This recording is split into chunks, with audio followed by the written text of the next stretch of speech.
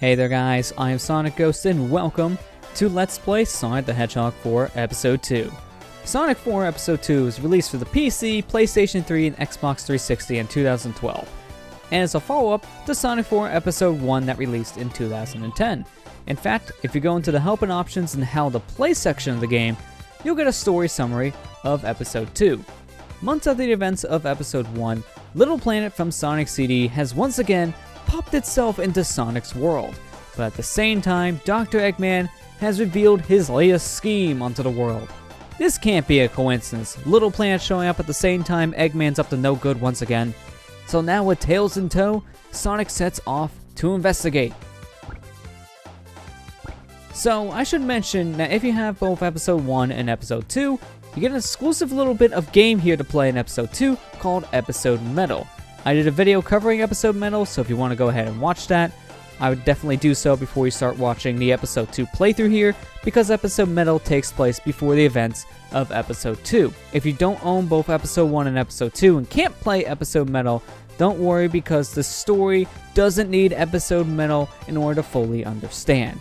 But with that said, let's go ahead and begin our playthrough of Sonic 4 Episode 2. Starting off, we're jumping right into the game here, going into Sylvania Castle Zone, flying in on the Tornado, Sonic's plane, driven by his best friend, Miles Tails Prower. If Sonic isn't running, he's flying on the wing of the Tornado. Although it's interesting to see the Tornado in its red form because this is the form they used in Sonic the Hedgehog 2, where the plane was first introduced. And in later Sonic games, the plane was painted blue. So they're going back to the red theme, I'm guessing just for a nice throwback to the Genesis days. It makes sense because this is supposed to take place after the Genesis games, but that's besides the point. If you go all the way to the left here in the beginning of Sylvania Castle Act 1, you get yourself a free life, which is nice. And just like Sonic 4 Episode 1, Episode 2 loves to give you free lives, so you never have to worry about game overing in Sonic 4 Episode 2. You're going to have more than enough lives throughout your entire time playing this game. In fact, you can tell because the life counter has 3 digits. If a game gives you a 3-digit life counter, then you know lives are just meaningless. They give you more than enough to beat the game. Right here, you can see we did a tag team action. With Tails, you can go ahead and jump in the air, press the X button, and you can go ahead and fly with him. For a short amount of time and distance, Tails will carry you in the air and fly you to where you need to be, which is very convenient. So, you'll be using that mechanic quite a lot throughout the game. And also, you see me back there pick up a red ring. There's a red ring in every level in Sonic 4 Episode 2, and they don't do anything. The only reason why you collect the red rings is if you're going for a trophy/achievement that is there just for collecting the red rings. They don't unlock anything in the game, they don't unlock you any extra levels, concept art, sound test, nothing. They're just there for an achievement. I'm going to be collecting all the red rings, so if you're using this as a guide, I'll be showing you where they all are, but if you don't care for that kind of thing, if you don't really care about an achievement, don't get the red rings. They're not worth it. But when you collect 50 rings in the stage, you have access to the special stage at the end of the level by jumping through the giant ring, Sonic 1 style, and we have the half-pipe special stages returning from Sonic 2. You go ahead and jump in these special stages, you have a boost mechanic, and you need to collect a certain amount of rings and pass through these little checkpoints to continue playing the level. And the big thing with these is you're going to really want to know how to use your boost, because the boosts in these special stages make collecting rings so much easier. And in fact, later special stages, you're going to be required to use the boost, because if you don't boost through them, you're not going to be able to get all the rings. It's impossible. In fact, this one section that we just passed, where there's 2 trails of rings that are separate from each other, you need to use the boost if you're playing this game by yourself, because that's the only way you're going to get Tails to get 1 trail of rings and Sonic to get the other. There is an achievement actually for getting every single ring in this first special stage. I got close, I just missed that 1 trail of rings when we started through the 3rd checkpoint area. It's not really too big of a deal because I already have the achievement, so I don't really need to get it again. But that's just worth knowing if you are an achievement/trophy person, you're trying to go for all of it. This is one of those stages that really helps playing co-op, because you can go ahead and get the rings a lot easier if you're spread out. But if you're not, the boost mechanic is a big deal. I guess I should also talk about that right now too, co-op in this game.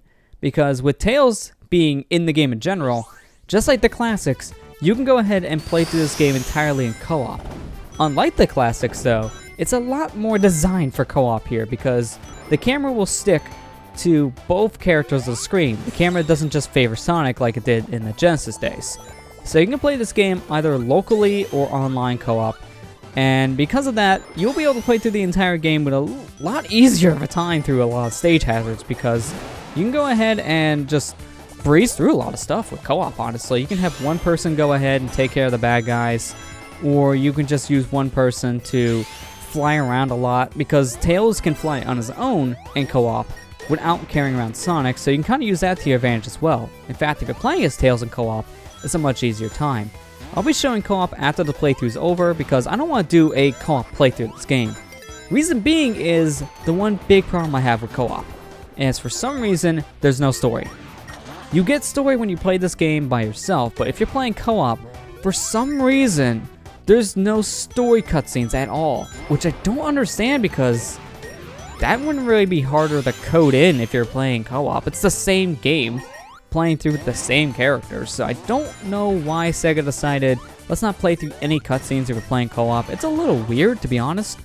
I think they might have done that because of the online sake. They didn't want to have things desync, but I don't know, it was just a weird omission in my opinion. So we're playing through the single player of Sonic 4 Episode 2 because I kind of want to show the story of the game. That's kind of important. So we'll take a look at co-op in its own separate part. Well, we're just about done this stage, and I haven't even talked about our new team mechanic here with Tails. Just like in the air, you can go ahead and jump, press the X button, and Tails will carry you underwater. But unlike the air though, Tails can swim for as long as he wants to underwater. So you can use that to just swim through entireties of underwater segments. You don't have to ever stop and run through them with Tails. So it's a really useful ability to swim through a lot of these underwater sections because some of them kind of require you to do that, honestly. We'll see in some later levels, while others you can find alternate paths. Like in this level, for example, taking the high path most of the time was the preferred way of doing things, and the only way to do so was swimming with Tails. So, swimming with Tails is really useful. Well, here we are on our second special stage, and this special stage, we're going to get introduced to the bombs. Now, in the first special stage, we were introduced to these little electric cube things, and these electrical cubes, they didn't really do anything outside of slow Sonic down. So whenever you get hit by them, you never lose rings, and you just move slow for a little bit. And that's all. But the bombs you don't want to hit because they will take away rings. So avoid the bombs, and you'll be fine. And if you hit the spring before you hit the second checkpoint, now you have a chance to collect even more rings. You're going to be seeing springs throughout your time playing these special stages, because these springs here actually take you to alternate pathways. So springs were just sprinkled around these different special stages to give you more chances to get more rings. And in fact, there's one spring in the fifth special stage, if I'm not mistaken, that actually takes you to the goal earlier than you're supposed to go to it. So if you feel done and have enough rings, you would hit the spring to end that section of the special stage early. Which I feel bad for you if you ever hit that spring before you got to the ring total. That has happened to me on countless occasions. But there we go. We got ourselves our second Chaos Emerald. We're all good. And there's one thing I should mention about these special stages too. You're seeing that sometimes I'm passing through these little gateways, and then these ring counters start to come up where I can collect, say, 40 rings, and then I get a ring bonus at the end. So how that works is you had a set amount of time to collect these trails of rings that are scattered throughout the level, and if you collect all the rings in that set group, then you get yourself a perfect bonus of 20 rings. And in some special stages, you're going to need to get those trails of rings and the perfect bonus to have enough rings to meet the quota for the Chaos Emerald. So you're going to want to be very mindful when you see those rings to collect them all, and don't just avoid them. But we are introduced to our last team mechanic here in Sylvania Zone Act 3, and that is our group spin attack. So Sonic and Tails will grab each other and just form into a ball to get a much more powerful spin attack. It moves faster than the normal spin attack that both Sonic and Tails can do on their own, and at the same time, the ability is very strong because it can break through certain walls. So spin dashing is already a useful thing to do, but this group spin attack is just way better because it can just destroy so many different things. and at the same time, it's pretty quick. It's very easy to get this thing going right away. But right here, you fly up above after you take that loop, and you get yourself a red ring. So you want to make sure you get that, and that's all the red rings for Sylvania Castle Zone. We're all done here. We just gotta get to the end of it. And now we have ourselves some speed shoes, which speed shoes don't really do anything when you use that group spin attack move. They just are useless when you get that move. I mean, that's not surprising. Usually the speed shoes in Sonic games, never really the most useful power-up because you usually get speed shoes in some of the worst areas. And this game is no exception. But we're just about done with this level here. Just got this little platforming segment here to go, and then we have these spinning platforms. Luckily though, you can just use your group spin and just jump over it.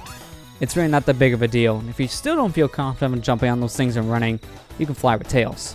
I just kind of get Sonic and Tails together and just speed my way through it. It's just a lot easier for me. But there we go. We got another extra life, which it's so easy to rank up extra lives at the end of every zone. I don't think I've ever beaten a zone and not gotten an extra life. And it's just because every single time you beat an act, you get yourself enough points from your time bonus alone just to get the 1-up. It's ridiculous. So I never miss the 1-up at the end of every level. At every zone, I get those 1-ups. It's ridiculous. It's a very easy game to get 1-ups in. I said it before and I'll say it again. Sonic 4, they give you lives like Christmas. It's ridiculous. They give you every single time you turn around. The game never wants to make you feel like you'll lose or get a game over. Both Sonic 4 Episode 1 and Episode 2 really just love to give lives. That's it. They just want to give you a life. And I'd like to get a life. In fact, I'm going to get a lot of lives. I already have like, what, 20 at this point? It's ridiculous. If I don't have 20 at this point, it sure feels like it. There we go. That's our second checkpoint. Got one more to go. That spring helped us get a lot of rings pretty quick, so we only need 300 rings. Yeah, we already passed that quota. If you know what you're doing in these special stages, it's very easy to pass the quota before you enter the next checkpoint area. But now we're introduced to our final little gimmick here of the special stages, this tether thing. Now this tether rope is really useful because of the fact that you can collect rings as long as they pass through that rope. So it's going to be crucial in certain special stages to actually meet your ring total. You're going to need to use that rope ability to your best. And it's even better to use in co-op because then you can tell your friend, I'm going to run on the right, you're on the left, and then you're never missing rings. In single player, the boost is what you're going to need to use to get Tails to go to the other side of the special stage. You're going to need to use your boost so he'll separate from you. That's the only way you're going to be using that tether properly in the single player. What's this? Pitch music? This is the song that they would play in Sonic 4 Episode 1 after you did a certain amount of damage to a boss. Problem is though, Episode 2 doesn't have its own separate theme for bosses, they just use the pitch music from Episode 1. So I hope you like to hear this repetitive 10-second loop, because that's all you're going to be hearing in these boss fights. And just when you think we're fighting a repeat boss, this happens. Tentacles pop out of the ground, this flower comes and eats Eggman, and then we swipe away the stone pedestals. This is our boss for Sylvania Castle Zone, a new boss. Thank you, Sega. You listened to the one major complaint people had about the boss fights in Sonic 4 Episode 1. They were all basically rehash bosses. They had their own special new gimmicks, but for the most part, every single boss in Sonic 4 Episode 1 was in a different Sonic game at one point. They were all unoriginal. Boss fights here in Sonic 4 Episode 2 all are original, and that's a good change. I just wish the music wasn't super repetitive. In fact, one thing you could probably do is when you're playing this game, just go in the options menu, turn down the music, and then you're good. Because with a boss music like this, I would actually turn the music off. I don't mind hearing repetitive music, but the thing is, it's gotta have something more to it than just a 5 to 10 second loop. If it's that short, it's too repetitive for my liking. So this can get old quick.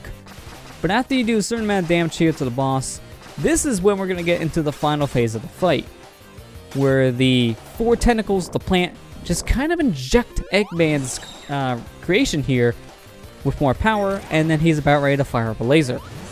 But as long as you're ready to attack Eggman as soon as that flower opens, you'll cancel out the laser, and you never have to worry about it. That laser will cover the entire ground, it'll sweep through it, but it's still very easy to fly over.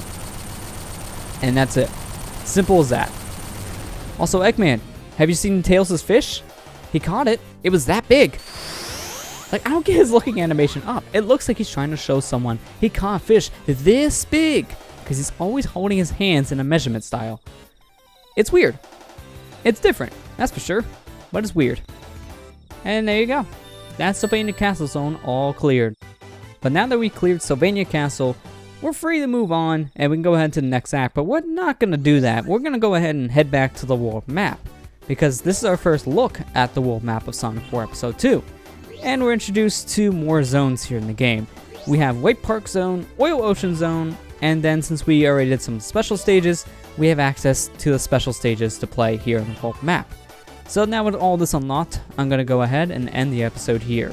Next time on Let's Play Sonic 4 Episode 2, we're going to be making our way to White Park Zone. I'll see you guys next time.